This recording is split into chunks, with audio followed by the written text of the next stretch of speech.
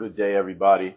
Hope everybody's doing good. Hope everyone's having a great morning, afternoon, evening, week, month, year, quarter, whenever you happen to be consuming this, as I do put these replays up on YouTube as well as my live on Facebook. If you're on Facebook, shout yourselves out in the comment section. Let me know you are in there. If you're on Instagram, shout out your location. If you're on IG, let me know that you are in here let me know that you're in here watching. We're going to get into this conversation.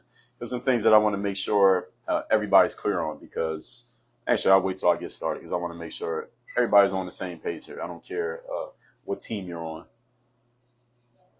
Certain things that all of us need to understand here. Is my mic on? My mic working? All right. Make sure everything's good on the IG side of things. As y'all come in, again, shout yourselves out in the comments section. I'm going to introduce myself real quick. We're going to get into this. Eric over there on Facebook. What's going on, Eric? Hope you're having a good afternoon. Good to see you again in here. Those of you who don't know me, my name is Dre Baldwin, also known as Dre All Day, former 9-year pro athlete, author of 33 books. I've done 4 TED Talks, create this whole brand called Work on Your Game. What we do over here is real simple. Take all the tools to help athletes, mental tools and the strategies, not all the tools. You don't have to jump high or to do sprints, but all the mental and strategic tools to help athletes get to the top 1% in sports. And we translate those tools over to the business world to help professionals like you perform at your highest level, do it consistently. And as a result, you're going to make more money. That's what I help people do. That's what I do professionally now after basketball. And what do we want to talk about? I want to talk about this thing that many folks have been speaking on. Some of you might know about it. Some of you might not. Donald Trump, former President Donald Trump, was on CNN 2 days ago. And they did this thing that they call a town hall, where basically they bring in, sometimes it can be multiple candidates who are running for a political office, usually president. And this time they just have one person, Donald Trump, who has already declared that he wants to run for president, or that he's going to run for president in 2024. So about a year and a half away from that election. And he's already announced that he's going to run. So CNN, who has, generally we can all agree CNN is pretty left leaning and Donald Trump is on the right side politically. They decided to have Donald Trump on there for a town hall where they had some people ask questions from the audience, but these are selected, undecided voters. And people were surprised by this because they're like, why would CNN have Donald Trump on? Because CNN has been an enemy of Donald Trump. And we're going to get into all of that in a second. And then there were people on, I'm a Twitter user. So those of you who are not on Twitter, I use Twitter as Twitter is basically my news source. That's where I get my news from, Twitter, not from any actual news company like NBC or Fox or CNN or MSNBC, any of those. And I'm going to get into why I don't get my news from those places. I'd rather get it from Twitter these days. I'm going to get into why that is and maybe why you should as well. I'll offer my observation. You can make your own decisions, but I'm going to offer my observation into that. And then I want to talk about all of this and what it means for all of us as individuals. So first of all, let me be clear on something. I do not have a side. I do not have a side or a leaning politically. I am not a Democrat. I'm not a Republican. I'm not a libertarian. I'm just an independent citizen who's focused on what we do over here at Work on Your Game, which is helping people like yourselves perform at your highest level, be consistent at it, and make more money. And I'm going to get into what that has to do with politics as I get into these points. I'm going to establish that point, and then I'm going to tell you what that has to do with politics. Again, I don't care what team you happen to be on. I'm going to explain to you here today why maybe you don't need to be on the team. And I'm going to, again, based on what I offer, the parameters that I share, maybe that'll make sense for you. Maybe it won't, but we're going to get into that in a second. And also, another thing I just want to establish here, for those of you who are not familiar with my work, none of this is new. Okay, nothing that I'm about to say here today. None of these are brand new ideas that I just came up with. These are things that I have talked about for years. These are things that I'm on the record talking about. I talked about these in my podcast. I talked about them in my articles. I talked about them in published written publications like these things you see back here behind me, like my monthly bulletproof bulletin that I send out every month to every member of Work on Your Game University. I send this out every month to members of my university. So none of this is brand new. And the stuff that I talk about, I don't just talk about it in places where it comes and goes, like social media feeds. I put it in print. So you can hold me accountable for anything that I've said here because, again, I'm standing on these things. Now, let's get into this. Here's the first point, and this is the most important point of everything I'm going to say here. Journalism in the United States of America is dead. Journalism is DOA. There is no more journalism. Journalism is over. What is journalism? First of all, and this is all playing into this conversation about Trump when he was on CNN. And what all you need to keep in mind as we move forward into this next year and a half with the elections, even if you're not a person who pays a lot of attention to politics, or if you're someone who does, you need to understand this, because everybody's going to be talking about it, whether you pay attention to it or not. You won't have a choice but to notice it. Journalism is dead in America. What is journalism? Journalism is, let me explain to you why journalism exists and why it came to exist in the first place. Way back in the day, y'all remember, y'all know anything about that? I don't know what they're teaching in history classes these days in school, or let's say the last 10, 15 years, what they've been teaching. But the reason why the press came to exist was because way back in the day, before they had the Revolutionary War, when the United States went to war with the Crown of England, or what became the United States, the colonies went to war with the Crown of England, was because they felt like the Crown of England, the people in charge, were kind of just doing stuff on arbitrarily without consulting the people. And there became an uprising, and then there was a war. And what we now know is the United States fought England, beat England, and then we won our freedom and independence from England, and now we got the United States of America. Now England is out of the United States business. And that was George Washington, was the general who was one of the most important generals in that process. This is why he became the first president of the United States of America. And the whole thing was, we don't want, this is the people in the colonies, we don't want the government or whoever's in charge making independent decisions without consulting the people or letting the people know what they're doing and letting the people have a say in what's going on. That's why the revolution happened. And I'm very much simplifying this, but that's one of the main reasons why the revolution happened. And the reason why the press came to exist, the free press, those are the reporters, the journalists, the news outlets. The reason that they came to exist was because their job was to watch, notice, report, and hold accountable the government for whatever they were doing. Whatever those politicians in the government are doing in Washington, D.C., or wherever the capital is, the reporter's job is to note what they're doing, let all the people know, the people who voted them into their positions, the people that technically these politicians work for, because they work for us. We don't work for them. Their job, the reporter's job, was to let them know what was going on and hold them accountable. So if they were doing some nonsense or they were doing some shady backroom stuff, they would let the people know. The people would reply, or people would basically respond and say, yo, we don't like what you're doing. And we would respond with our votes by voting out anybody who was doing things that we didn't agree with. That's the purpose of journalism. Now, again, journalism can go to other things. You got journalists in sports, you got journalism in entertainment, you got journalism in academia, you got journalists in other places. But the main reason that big reason that the press came to exist was their job was to let us know what was going on, because we couldn't be sitting there. We're at work all day, right? We're taking care of our family, our kids, our jobs. We don't have time to watch everything that they're doing. So there came a group of people whose job was to watch them all day, note what they're doing, and let us know what was going on. So if anything going on that we didn't like, we knew about it. That's the job of the press. The reason why I say journalism is dead in the United States of America is because the press no longer does their job. The reason why it was a surprise that CNN had Donald Trump on their network, the reason it shouldn't be a surprise that Donald Trump, a guy who's very well known, his name draws attention. Half the country voted for him 2 times, and one time was enough for him to win. The other time it wasn't enough for him to win. Half the country voted for him. So this guy obviously draws attention, and people are obviously interested in him and what he has to say. Whether you agree with him or not, people want to know what Donald Trump has to say. So why is it a surprise that CNN, who used to bill themselves as the most trusted name in news, why is it a surprise that CNN would have Donald Trump on their network? That shouldn't be a surprise. They're a news network. Donald Trump is news. Well, again, whether you like him or not, the guy is news. Why is it a surprise? The reason it's a surprise is because CNN does not do journalism anymore. CNN stopped doing journalism, and what they started doing instead was public relations for whatever side they happen to be on. And again, we can all agree that CNN is pretty left-leaning. They're pretty liberal-leaning. They basically are doing public relations for the Democratic Party. Again, whether you're a Democrat or Republican, you can't argue at that point. If I got any of these points wrong, put it in the comments that I'm wrong. CNN is left-leaning, and they don't do journalism anymore. What they're doing is what we call public relations for the Democratic Party. Now, why does that matter? And let me be clear what I mean when I say public relations. See, journalism is when you are asking the tough questions, the challenging questions, and you're bringing up things that maybe people don't want you to bring up. That's what a journalist does. And they do it straight down the middle. They do it to people on this side. They do it to people on that side. And they do it completely objectively and impartially. And they do it to everybody. Public relations is when you are only asking the questions that they, whoever you're talking to, once asked, and you're only offering basically puff pieces of softball questions to people who you are a fan of, and then you ask tough questions to people who you're not a fan of. And if you saw the CNN town hall or you saw clips of it, that's exactly what happened. So in the CNN town hall, the woman who was running it, I forget the woman's name, doesn't matter. She works for CNN, so she can't have too much journalistic integrity and still work for CNN. It's impossible. Same way you can't have a lot of sports journalist integrity and work for ESPN by the same token, but that's a different conversation for a different day.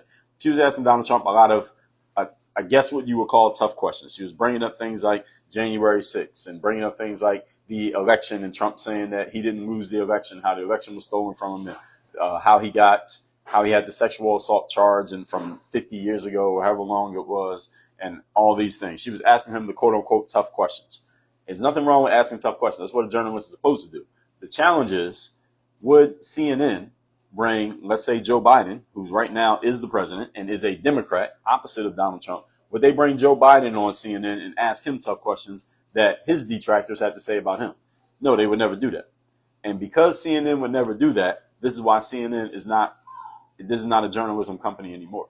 And you can't work there and be a journalist. You can't work there and say that you have journalistic integrity, because you would only ask tough questions of people that your boss, CNN, disagrees with, but then you would ask easy questions of people that your boss agrees with. They wouldn't bring Joe Biden on there and ask him questions about his son or his son's laptop or all those other things that, again, his detractors have plenty of things to say about Joe Biden. Would they bring him on and ask him those tough questions? Of course they wouldn't. They would never do that. And this is why CNN is no longer trusted. This is why we don't trust journalism. We don't trust journalists anymore. We don't trust the news anymore. And this is all journalists, because yesterday when I was on Twitter, I saw people who have made it clear they're not fans of Donald Trump. They were writing about how CNN made a mistake in platforming Donald Trump. They shouldn't have gave Donald Trump a platform, whatever the hell that means. And I'm going to get to that in 1 second. Let me finish on this point of why journalism is dead. The reason why journalism is dead is because nobody who works for a mainstream outlet these days is allowed to ask tough questions or bring up serious issues and talk about them in an objective way. You can't do it. Let's talk about sports, for example. At the University of Pennsylvania last year, there was a man who had been on the swim team for 3 years. He decided that he wasn't a man anymore. He decided he was a woman. He changed from being a man to a woman. His name is Matthew Thomas. He changed his name to Leah, L-I-A, Leah Thomas, became a woman, and went from the men's swim team to the women's swim team as a junior. So his senior year, he was on the women's swim team. He beat all the women. He won the national championship in swimming. Let me ask you a question. Any of you who didn't know about that, did you hear ESPN talk about it? Did you hear Stephen A. Smith talk about that? Did you hear anybody on ESPN discuss it? Well, you couldn't have, because they never talked about it. They never did a single segment on it. They never mentioned it. They never brought it up. Never talked about it at all. Why? Because ESPN, again, they don't have journalistic integrity anymore. These guys, and many people who work at ESPN, not all of them, but some of them, have actually been journalists. They actually worked at newspapers and did real work. And they did real work in journalism. Stephen A. Smith, most famous guy probably at ESPN right now, Stephen A. Smith worked as a journalist. I'm from Philadelphia. I remember when Stephen A. worked at the Philadelphia Daily News. He actually has done journalistic work. Stephen A. Smith never touched this subject. Now, you might think, well, maybe he's not talking about it because of swimming, and Stephen A. Smith focuses on basketball and football. Nonsense. Because when they had that story about, remember that black girl who played for Duke, and she claimed somebody was calling her the N-word during the volleyball game? ESPN talked about that. Stephen A. Smith talked about that. What Stephen A. Smith know about volleyball? Nothing. But he talked about it because it was a topic and everybody was discussing it. So this swimming thing, he could have just as easily talked about that. And the way that Stephen A. Smith talks, if you listen to him, he talks about it like he's one of the executive producers of the show. So he can decide what the show talks about. He can decide the topics. He could have brought that topic up, but he didn't bring the topic up because he works at ESPN. Even though he has a lot of say in what happens on that show, he still is an employee. And when you're an employee of a company, you can only do what the company decides that you can do. And the company says, we ain't touching that, you ain't touching it, no matter how much power you claim that you have. Stephen A. Smith never talked about that. And this is why a guy like Stephen A., for his fame and everything that comes with it at ESPN, he had to trade in a certain amount of his journalistic integrity in order to hold the position that he holds at ESPN and everybody else who works there. But even though at the same time, a lot of people work at ESPN who are not journalists. So Kendrick Perkins, JJ Redick, Jalen Rose, these guys are not journalists. They're athletes who they got big mouths and they know how to draw attention, so they work at ESPN, which is fine because ESPN is an entertainment and media company, so I get it. But there's a whole different ballgame. The whole point is journalism is dead these days because all the big organizations, they're all leaning in one direction or another. Nobody's giving you just straight up objective truth. They're giving you quote unquote facts. When people say facts, there's a difference between facts and truth. Okay, so a fact, let me give you an example. Let's say that I run a shop. Let's say I run a local bodega, a local grocery store, right? A little small market, mom and pop shop. And I'm running my market. And one day, 3:00 in the afternoon today, somebody breaks into they don't break in. They bust into the front door, and they try to rob my store. And they say that they want to rob me. They got a knife, and they want to try to rob my store, and they want to steal all the money out the cash register. What they don't know is that I have a gun, and I'm licensed to carry it, and I'm licensed to use it, and I got it right there behind the counter. So when I'm reaching for the register, they think I'm reaching for the register. I actually reach for my gun. I pull the gun out. I blow the guy's head off and kill him. And I'm exonerated by the police because it's all on camera. And I say I was defending myself. I blew this guy's head off and killed him. And the next day, somebody calls me out and says, Dre, you shot and killed somebody yesterday. And it's facts. It's facts that you shot and killed somebody yesterday. Is it a fact that I killed that person the day before? Is that a fact? Yes, it is. That's a fact. But is it the truth? No, it's not. Because the fact is simply taken out of context of the entire truth. See, the truth is, any of you ever seen those law shows or any of you ever been to court and you get on the stand? What do they say? The truth, the whole truth, and nothing but the truth. Key point, the whole truth. See, a fact can be true, but it's taken out of context. And when you take a fact out of context without giving the whole story of where that fact came from, then it's no longer the truth. It's just a fact. So you can have a fact by itself. The fact is, yes, I blew that guy's head off when he came into my store. But the truth is, the reason I blew his head off was in self-defense because he was trying to rob me, and it was completely justified. See, if you leave that part out, then you could just say, well, Dre Baldwin, he's a murderer. He killed somebody. Well, I did kill somebody. I did murder somebody. But without the context, you can make that sound a lot different than the actual truth. Everybody understand what I'm saying? And this is what your media outlets are doing these days. ESPN does this. CNN does it. MSNBC does it. Twitter used to do it a lot before Elon Musk bought Twitter. Fox News does it. They all do it. When you change the context or you remove context, you can have a quote unquote fact, but you don't have the whole thing. So earlier this year, a few months ago, some of you who are basketball fans, you remember Kendrick Perkins on ESPN, who is far from a journalist. He was a role player in the NBA who has a big mouth and he can draw attention through the internet. That's why he works at ESPN, not because of any level of intelligence or integrity, but he works at ESPN because of that. And he went on and tried to draw the picture that most of the voters who vote for MVP are white guys, and that was the reason why Nikola Jokic might beat Joel Embiid for the MVP vote. Kendrick Perkins said this out his mouth, and he said it out loud. And he said a certain percentage of the voters are white guys as opposed to black guys, and he was saying that to paint the picture that this is the reason why Embiid might not win, because Embiid is black and Jokic is white. Or Jokic is actually European, but most street corner Negroes in America ain't never been anywhere, so they call everything black and white. Different conversation for a different day. And here's the thing. First of all, he was wrong. He was trying to take that point out of context. First of all, he was absolutely wrong, factually incorrect, because the NBA corrected him a day later and said, that's not true. It actually is broke down way different, much more diverse than what Kendrick Perkins claimed that it was. Secondly, the fact that he was trying to even draw that picture to basically, and he was saying it ahead of the MVP vote even coming in, because Joel Embiid ended up winning anyway, and he won pretty handily. That's not journalism. And these guys are presented by ESPN as these are the guys, and this is the reason why it matters so much for all of us, because when you turn on ESPN, you're expected to get the news broken down and explained to you by people who understand it better than you. Their job is to give you the context and help you understand, or you know what happened. The journalist's job is to explain to you why it happened. That's what a journalist does. There's a difference between a reporter and a journalist. A reporter shows up at the scene and tells you what happened. A journalist looks into everything that took place, does some digging, asks some questions, asks critical questions, does critical thinking, and then a little bit after that, they tell you why it happened. That's what a journalist does. Journalism means, let me explain to you why this fact is the fact. Let me explain to you the whole truth, not just the little individual facts that you have. And the journalist's job is to think for the consumer. That's their job. As a journalist, if I had a job as a journalist, my job is to look at something that factually happened, and then I'm going to break it down and explain to you why it happened. Let me tell you all the stuff they didn't tell you on the news because they only had 30 minutes. Let me take time and write this 10,000 word article, this 10,000 word column, and let me explain to you why and how it happened so you understand the whole picture. That's a journalist's job. Problem is we don't have journalism anymore in America because everybody's chasing clicks and ad revenue and attention and followers on social media and retweets. And what gets clicks and retweets and ad revenue? Not well thought out context. What gets clicks and retweets and likes is what? The things that are sensational, the headlines, even if they're not true, even if they're only half truths.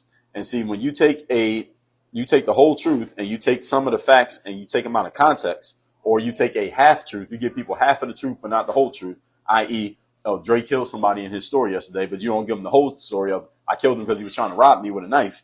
You take that and you only give me half the truth, or you just say an outright lie like Kendrick Perkins. Most of these voters are white. That's why Embiid's not going to win and Jokic is going to win the MVP. Anytime you do those things, there's a word for that. It's called propaganda. Propaganda is when you take a truth out of context, you give people half of the truth, or you just straight up lie. And you try to pass it off as the truth. And the only time you admit that you were wrong is when somebody calls you out on it. But if nobody had called Kendrick Perkins out on what he said, everybody would have stood on that. Like, oh, yeah, well, most of the voters are white. That's why Jokic is going to win MVP. When it had nothing to do with it. And again, this is the only thing this guy can bring to the table. This is why he's far from a journalist. And again, I said he brings very little to the table in terms of intellect or intelligence. He doesn't have any because this is all he has is he got to make it about that because that's the only thing that will draw attention to him.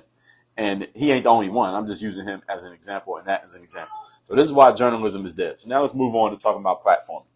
Now, many people spoke up when Donald Trump was on CNN and said, why would they platform Donald Trump? This is the word people use, platforming. You shouldn't platform Donald Trump.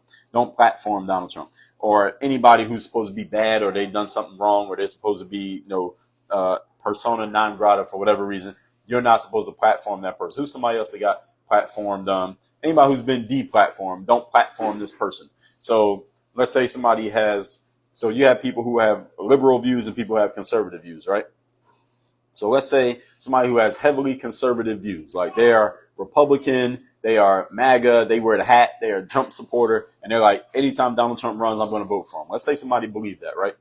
And then somebody who has more liberal views, and they're a Democrat, they hate Trump, never Trump, all of that. They have a podcast or they got a TV show or they're very popular on social media or something like that. And they say, I'm going to invite the conservative MAGA Trump supporter on my show and we're going to have a conversation. You know what a lot of their fans would say? They would say, no, don't invite that person on the show. You should not platform that person who's a Trump supporter. Don't platform that person.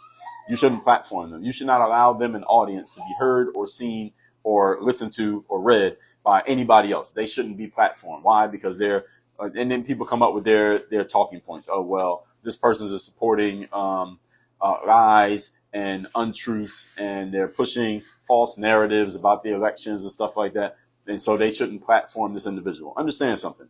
Anytime you hear somebody using this word platforming, it's a 98% chance they're about to tell you some nonsense if they're using the word platforming.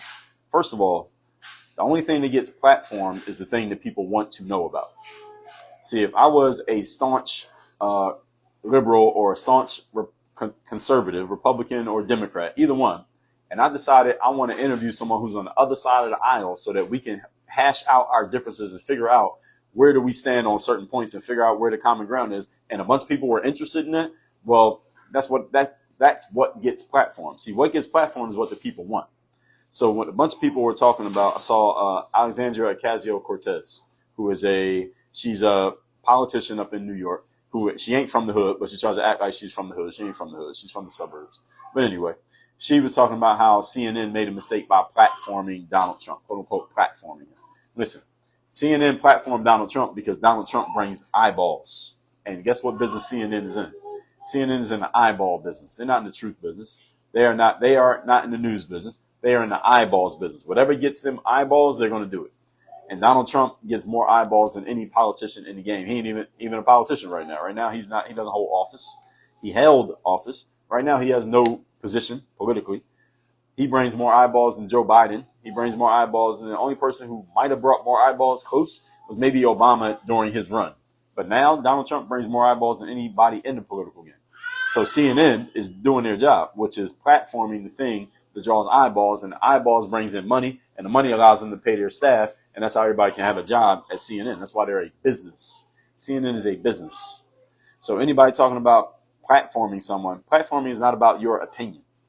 It's not about, well, I like this person, so we should give them an opportunity to be heard and seen. Or I don't like this person, so nobody should allow them a chance to get heard. All right, that's nonsense. That's not journalism. That's not giving people what they want. And Mrs. Cortez, who is a politician, should know better.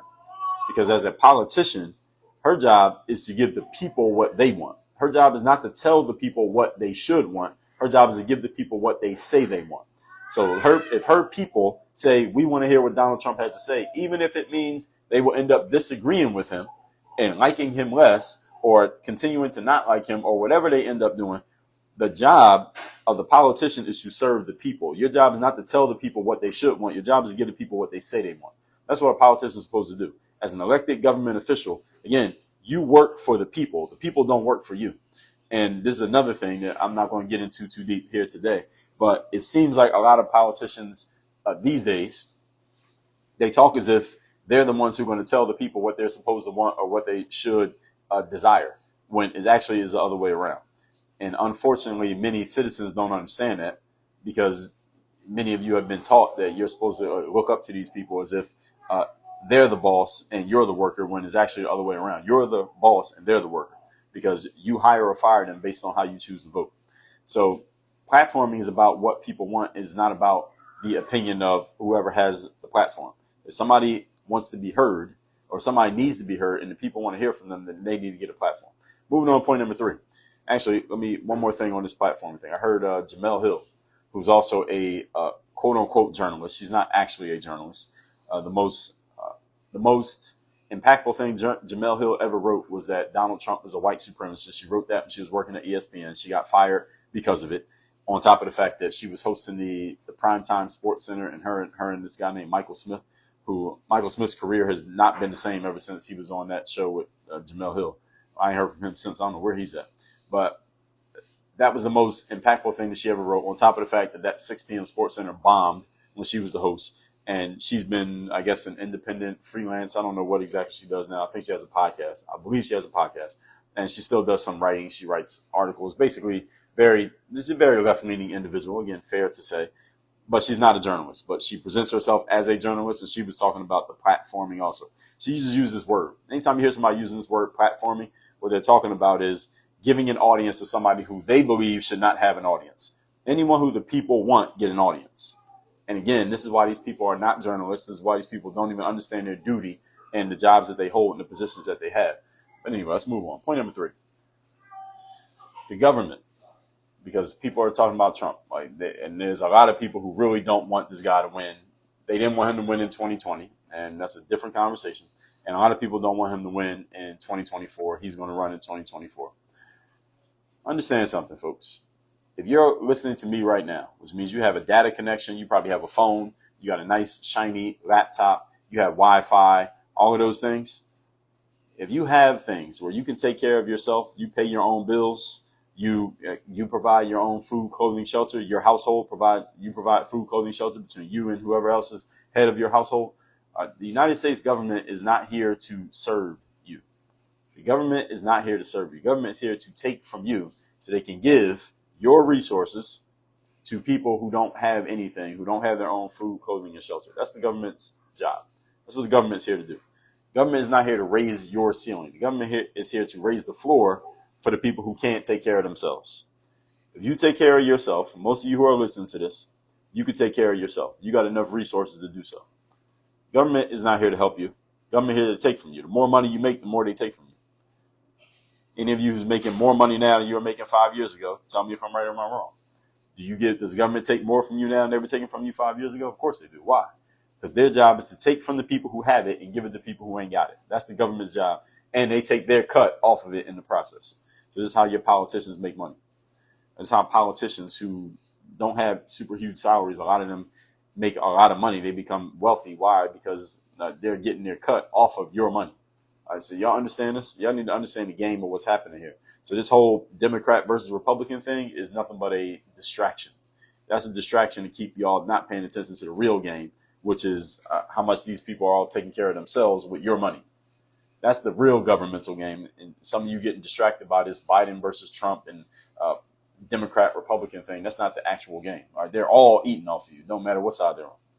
So the government's job is to take from people who have it. So if you got it, government just takes from you. When's the last time the government gave you anything? All y'all listen to this. Any of you who got something, when's the last time the government gave you anything? If you earn over $100,000 a year, when's the last time the government gave you something? I think the last time I can think of is maybe, depending on how you do your taxes, you might have got one of those stimulus checks during COVID. And when was that? 2020? Maybe, depending on how you do your taxes, you might have got one of those. That's it. Other than that, when's the last time the government gave you anything? If you earn over $100,000 a year, the government doesn't give you anything. All they do is take from you. They take from you. That's it. And when's the last time the government gave you something? Don't matter who you vote for. You vote for the Democrat, what they give you? Nothing. You vote for the Republican, what they give you? Nothing. The Democrat wins, the Republican wins. What do you get from the government, regardless of who's in charge? Nothing. The government is here to take from you if you have it. When you are making it yourself, the government takes it from you so they can give it to people who ain't got it. The government has never given you anything, but many people get so excited over what the government is doing or who's winning or who's winning an election or what side is which or who believes in this person, who likes that person. When it doesn't matter, they take it from you no matter what side, who's in charge. They take it from you. If you got it, they're taking it. Again, if I'm wrong about any of this, put it in the comments. Number 4, we're talking about this whole Trump on CNN, but the bigger picture of how all this matters. Number 4, you got to learn how to decipher fact from opinion. And this is something that there are many people who are very clever at this. They're really good at mixing the two together and then calling it the truth when it's not the truth. Again, if I'm running my own shop and somebody breaks into my shop and tries to rob me with a knife and I pull out my gun and shoot them and you report that I murdered somebody in my shop, that is a fact. I did murder somebody in my shop. But if you leave out the context of why I murdered them and what happened before that, then it's not the truth. It's just a hand-picked fact, and that becomes propaganda. And what happens these days with many journalists, and I use the term loosely, journalists, these people are not journalists. They have no journalistic integrity, is that they will take a fact, blend in some of their own personal opinion, and then put it out there and call it true. And then if you challenge them on it, they will say, well, look at this fact. They'll point out the fact that they blended into the story, but they leave out the point that there's also some opinion blended in there. And some people are so good at blending fact and opinion that they can fool a lot of people with it. So you're looking at it and you're like, this doesn't sound right. This is they're persuading you. They're trying to influence and persuade you, but not letting you know that they blended some opinion in with the fact. And because you can see the fact, it's hard for you to challenge it because you notice it. See, the thing is, this is why I emphasize so much communication skill. This is why it matters so much. This is why you got to work on your communication skill. And communication is not just your ability to speak, it's also your ability to listen and understand and consume what somebody else is doing so you can catch them in the middle of their bullshit. So when somebody's pushing some nonsense on you, you catch it. But if you're not a strong communicator, you might not catch it, and they can fool you with the nonsense and you don't even know that they fooled you. And this is what a lot of media outlets do these days. People do it on social media. People do it in traditional media, TV, news. People do it in books. They just blend facts with opinions, and they push it as if you should accept it. There's a guy who wrote a book called How to Be Anti-Racist. It was Ibram Kendi is the guy's name. Now, this guy's a college professor, allegedly. Actually, not allegedly. I know he's a college professor. Now, how he got the job and keeps it, well, I know exactly how that is either. But I read his book twice because I just had to make sure I was actually reading what I heard. This guy was making up definitions for words. He just took certain words and made up his own definitions and said, we're going to make a new definition and push this. And people accepted it. He would take facts, surface level facts, without diving into the truth. Now, y'all understand the difference now, the difference between a fact and the truth. He would take a surface level fact, not dive into the truth, and then present that fact as evidence as to why his point was correct. And I'm like, why did nobody really held him accountable for this? And this is in a book that he wrote. And this book has been widely read, widely spread, widely published. And listen, I've written books with traditional publishers. I know what happens when they edit your book. They check you on every single thing that you present as a fact. and say, how do you know this is true? What's the context? They ask you all these things. And I'm reading his book, and I'm like, apparently nobody asked him any of these questions because he's got these half-truths, these surface-level facts, without diving into anything, and they just accepted this. Well, why did they accept it? Because they knew they were going to make money. So this is what you got to understand. You got to understand the bigger game that everybody is playing, and don't be fooled by what they tell you on the surface. They'll tell you things on the surface when they think you won't notice it. And then when you notice it, you start pointing it out, all of a sudden they go silent, they ignore you, they silence you, they cancel you, they block you, they won't let you in the room because they know that you know the nonsense that they're doing. So I'm trying to inform you all so that y'all can protect yourselves. You don't get played in this game because there's a lot of people getting played these days. So you got to learn how to decipher fact from opinion. And there are people out there who are really, really good at blending a fact and an opinion right in the same sentence. And you might not even notice what they did. And before you know it, they've influenced you to think a certain way when you don't even realize that they were giving you their opinion. And because there was a little fact mixed in there, you don't feel like you can challenge it because there was a fact, but you don't understand there was opinion there too. So you got to be able to separate these two. You got to sift the fact and opinion and separate them. And then when somebody tries to pull some nonsense on you, call them out on it. So here's point number 5. This is my last point. Here's your job. Get your own information and draw your own conclusions. This is what you need to be doing every single day. Now, this is more work than it used to be because it used to be, it's 2023, I'm recording this, so let's say 15 years ago. When something happened, you could go to a journalist, you could go to the newspaper, you could go to the news, and they would tell you what exactly happened. And then they would have journalists, real journalists, who would actually tell you why it happened. They would break it down and explain it for you and help you understand it. That used to be the case. That is over with. It's over now. Nowadays, you can't go to a journalist and expect them to help you understand what took place because they are all bought and they work for bosses who have leanings, and they have a vested interest in pushing people to think a certain way, as opposed to back in the day when they could just give you objective information. And I'm going to tell you, by the way, why this happened. Why is this? Why did things change and how did it change? The reason it changed is because social media. So right now I'm live on Facebook. I'm also live on Instagram. The reason why all these things changed, the reason why news outlets like NBC and CNN, New York Times, Fox, all these outlets stopped giving you objective information and they started leaning and pushing their things a certain direction instead of just being straight up and down and objective. The reason why they don't have journalists working there anymore, or the people who were journalists can't be journalists anymore. You can't work at Fox and be a journalist. You can't work at ESPN and be a journalist. You can't work at the New York Times and be a journalist. You can't work at CNN and be a journalist anymore. Why? Because when social media popped off, Twitter, Instagram, TikTok, Facebook, YouTube, when these apps popped off, here's what happened. All the people, the consumers, that's me and you, we stopped paying so much attention to the news because the news was kind of boring and tedious and it was too plain and just normal. And we started paying more attention to social media because social media was more exciting. It gave us those dopamine hits. It kept our attention. It drew all the eyeballs that used to go to CNN and New York Times started going to Instagram and Twitter. Why does that matter to the news outlets? Because if they don't have eyeballs, they can't make money. So they were losing money to the social media apps. The social media apps said, look, these are completely free. They're more exciting. They're more attention drawing. We'll give you more dopamine hits if you pay attention to us than if you pay attention to the news. So the news outlets said, damn, how are we going to compete with these social media apps? We can't compete with them by giving people objective, straight up and down reporting and news and actual journalism because it's not as exciting. It's not as enticing as what the social media apps are offering. So guess what we got to do? They had to learn how to compete with the social media apps. So to compete with the social media apps, what did they start doing?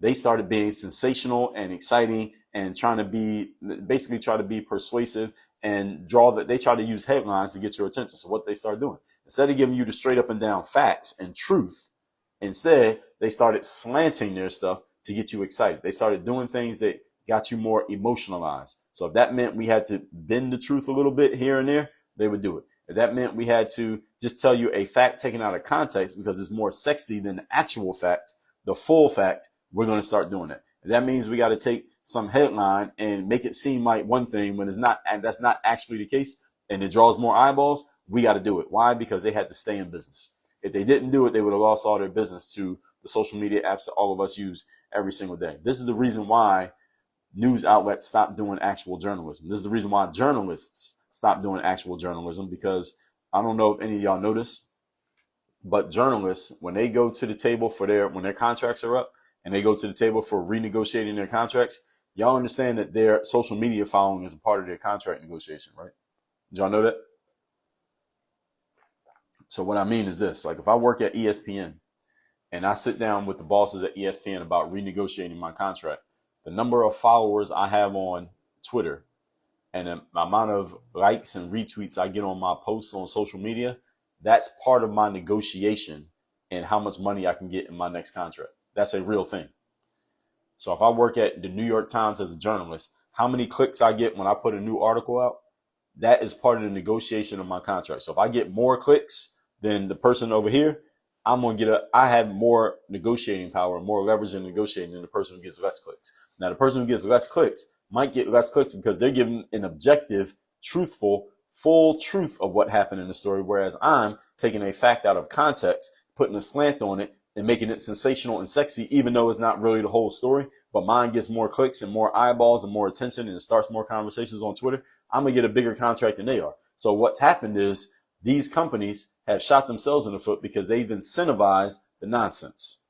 They don't incentivize journalism anymore. They incentivize the nonsense. So that's why they're getting more nonsense. And when they get more nonsense, guess what the people get? We get more nonsense because that's the only thing that's being rewarded. So what's being rewarded is not journalism anymore. That's why journalism is dying, because nobody's getting paid to do journalism anymore. Actual journalism does not get paid for anymore because it's not exciting and it can't compete with Instagram. You can't do journalism and compete with TikTok. It just doesn't work. You're not going to win if you're trying to win. See, that's the real problem, is that the news outlets wanted to compete with TikTok and Instagram and YouTube when they should have stayed in their lane.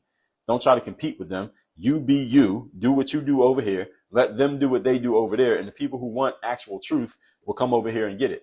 And guess how popular any news outlet would be right now today if we all agreed that they actually told you the truth straight up and down in full context. If there was one, how popular would they be right now? They'd be super popular. If they could come on and they could have one segment come on and tell you why Donald Trump is bad, and then the very next segment, somebody could come on and tell you why Joe Biden is bad, and they did it completely objectively and with full truth and full context, we would all be flocking to them right now. Why? Because they're like, damn, at least it's one outlet that's telling us the truth.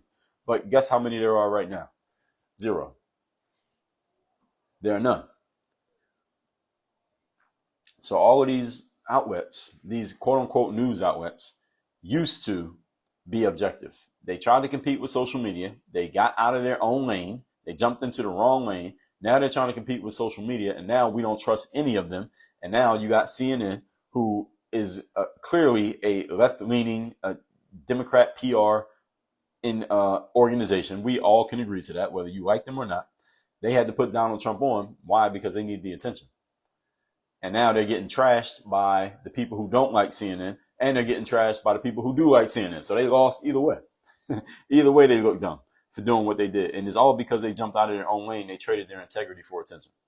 So all of you should note with that, don't do it yourself. Do not trade your integrity for attention. All right, attention can be fleeting. Well, what you want to build your brand, your business, whatever you're doing. It doesn't have to have anything to do with the news. You want to build it on some actual integrity. Build it on something solid, something that's real. And in the long run, it will be worth it. Because again, if there was one network that was out right now that actually gave us objective, straight up and down, full context, full truth news, everybody will be watching them, because they're like, all right, at least we know these people are honest. They're gonna trash Trump, and then they're gonna turn around, they're gonna trash Biden right after that. They're gonna praise Trump, they're gonna turn around and praise Biden. They're gonna talk why the Republicans are messing up, they're gonna turn around and tell you why the Democrats are messing up. What outlet does that? Name one. You can't name one. There are none. And this is the reason why we don't trust the news anymore. This is the reason why we all make basically satirical jokes about the news, because we know that they all got a lean. We know they all have a slant. They've all traded their integrity for attention. So you want to make sure you're not doing that. So with all that said, let me just recap these 5 things that I shared here. If anybody got a question or comment on any of this, Eric, I see you over there on Facebook. Appreciate you. Leave a question, you got anything to add to what I've shared here, or anything you want to ask me. We're talking about here, or what got me thinking about this, is Trump on CNN. Number one, journalism is dead. There used to be journalists in America. You can't be a journalist and make a full-time living anymore, because no outlet, there's no network or company that will pay you a full-time salary to do actual journalism, because they all have decided that they can't sustain themselves by doing real journalism and giving people objectivity, because everybody's trying to compete for attention. And it's easier to get attention by being sexy and giving you the excitable thing that may not necessarily be true than to give people the objective thing. Number two, platforming is not about your opinion. It's about what people want. You platform what people want. So if I had a political podcast, I'm going to have Democrats on there and Republicans on there. I might do every other episode, a Democrat and a Republican. Somebody who thinks this way, somebody thinks the exact opposite. Why? Because it's not about my opinion. I'm not going to only put on people that I agree with. I'm going to put on people that I even disagree with. Why? Because I'm going to give the people what they want. I'm in the business of giving the people what they need to see. Politics, the job of politics is to give the people what they want. I want all y'all to remember, when you go vote for anything, that the politicians work for you. You do not work for them. If you're in college, the teachers, the faculty at a college, you don't work for them. They work for you. You pay tuition. All right, the person who's putting up the money is the person in charge. All right, they are not in charge. You're in charge. That's your money that they're eating off of. So they don't work for you. I mean, you don't work for them. They work for you. Many of you have been fooled into thinking that you work for politicians or that you work for the people on your college campus. No, you don't. They work for you. And number three, the government is not here to serve you. The government's here to take from you. You earn over 6 figures a year. When's the last time the government gave you anything? Tell me the last time the government gave you. If you earn over $100,000 a year, you can't name it. You don't even know, because they don't give you anything. They just take from you. All right, the government's job is not to give to you. The job is to take from you and then take what they took from you and give it to people who can't afford food, clothing, and shelter. All right, I'm not saying that's necessarily a bad thing. You may have your own opinion on it. The whole point is the government is not here to serve you. So when all of you get all excited about the Democrat or the Republican or who won this election, who won that election, what does it really matter? All right, they're going to take from you no matter who wins. True or not. If I'm wrong, let me know. Number four, you got to learn how to decipher fact from opinion. There are a lot of very talented people out here, very clever at mixing fact and opinion together and not telling you that they're doing it and then telling you that is the truth. They blend together fact and opinion, then call it truth when it's not truth. And if you don't have the communication skill, remember that communication is not just speaking, it's also consuming. If you don't have the communication skill to notice when somebody's doing that, then they will fool you and they will drive you whatever direction they want to take you because you don't even notice what they're doing. So you got to get good at this. Number five, your job these days is to get your own information to draw your own conclusions. How do you get your own information? You got to get multiple sources of info. Do not draw a conclusion based on one headline or one reported quote unquote fact from anybody. Get your own conclusions based on your own research. So you got to do a little bit more work to be informed these days than you had to back in the day. You used to be that you could trust a journalist or the news to tell you the truth. Now you can't anymore. Now you got to do more work. So it takes more effort to be more informed. This is why we have fewer informed people, because people are naturally lazy. And this is one of the challenges that we have in society these days. The standards have been lowered. The guardrails have been removed. And we are in a state of increased chaos. We're getting more and more chaos and disorder simply because we don't have standards. Without law, there's no order. So with all that said, I didn't see anybody leave anything in the comments here. So I'm going to wrap this one up right here. I will put this replay on. I'll leave this replay on Facebook. It'll be on IG. I'll put it on YouTube as well. But this is where we're at, folks. And over this next year and a half, as we go into this next election cycle, especially if it ends up being Trump versus Biden round 2, this is going to get even crazier. So I hope all of you take everything that I've said here to heart, keeping in mind the government is not here to serve you. They're here to take from you. Don't get all excited about Democrat versus Republican. It doesn't matter. You earn 6 figures a year. The government ain't giving you nothing anyway, no matter who wins. All right, they're going to take from you no matter who's in charge. So your job is to get your own information and put the work into your game so you have enough to take care of yourself regardless of what the government does. I told y'all that at the end of the 2020 election. If you don't believe me, go look at my archives and my podcast. I said it the day of the election. The election's over. Now what you need to do, you need to work on your game and get your stuff right. Doesn't matter who wins. That's the deal.